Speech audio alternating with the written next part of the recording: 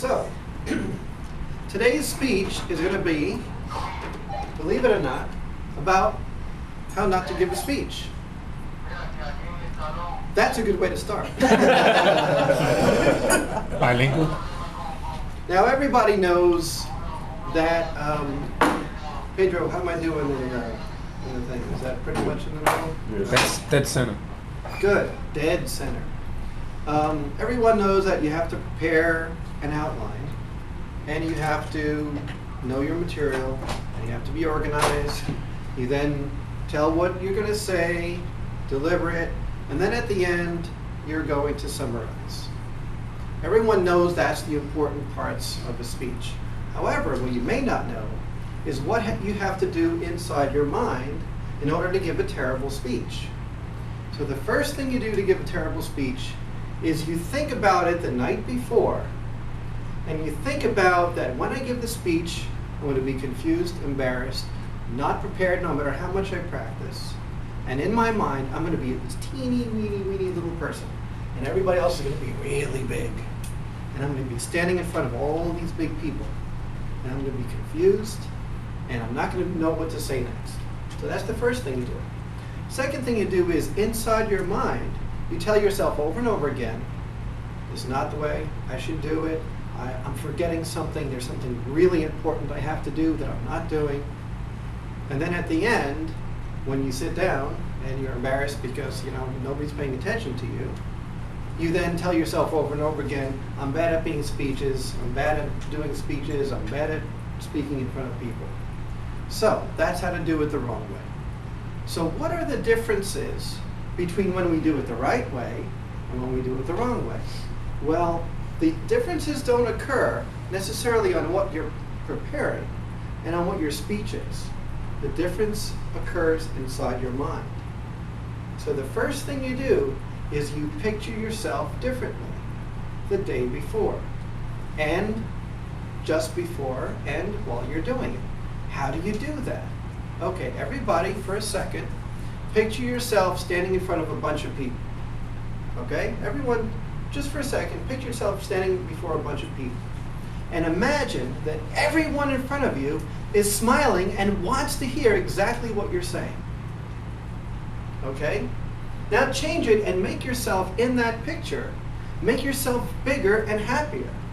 Standing in front of those people, you're bigger and happier, and you feel like you're connecting to every single person. Now, how do you feel doing that speech, everybody? How do you feel doing that speech in your mind? Fantastic, good. You feel good. Now, that's not anything that you have to do on the outside. That happens entirely on the inside. When you're doing a terrible speech, you're just making a little change on how you're picturing inside your mind what you're about to deliver. So the way to do it wrong is to imagine yourself really tiny, everybody else is really big. The way to do it right, if it works for you, is to make yourself larger in your mind and everyone else connected to you. So it's a feeling of being with other people, because speaking is one of the most natural things we could ever do. And yet when we stand in front of other people, it's not that we're standing in front of other people, it's not that we can't speak, it's that we start telling ourselves things in our own mind about who we are and about how we're going to perform. So the next step is to make sure while we're in front of other people that we're saying things in our mind that are helpful. For example, you can do it. You feel comfortable. You're connecting. These are your friends. You make connection with people's eyes. And if you believe in mystical stuff, okay, like drumming, connected to energy, connected to God or whatever supreme beings, you could say that my energy can connect to other people.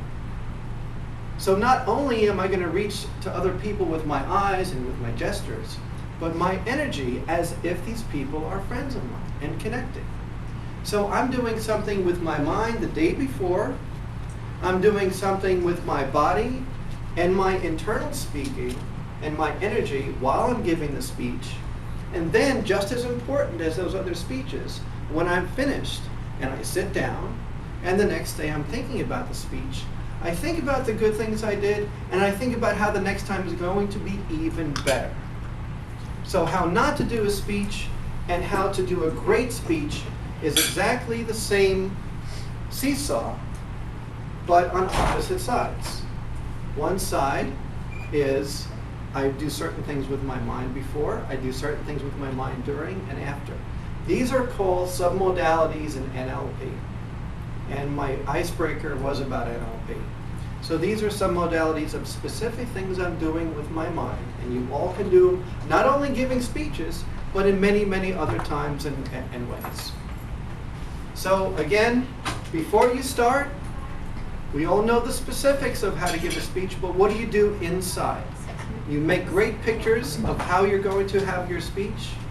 During the speech, you use your energy to connect with other people, and you use your energy in your body and feel like you're talking to your best friends. And of course, this is Toastmasters, so I know you all are my best friends. And the last thing you do is when you finish your speech, you surround yourself with good energy and good light and say, I did a good job, and here's the things I'm going to do even better next time. Thank you very much.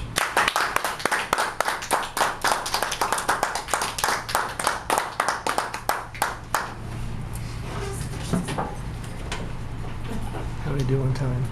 6 minutes. Thank you very much, Gene. I feel like you're my new best friend. There you go. What do you mean new best friend? BFF, that's new best friends forever.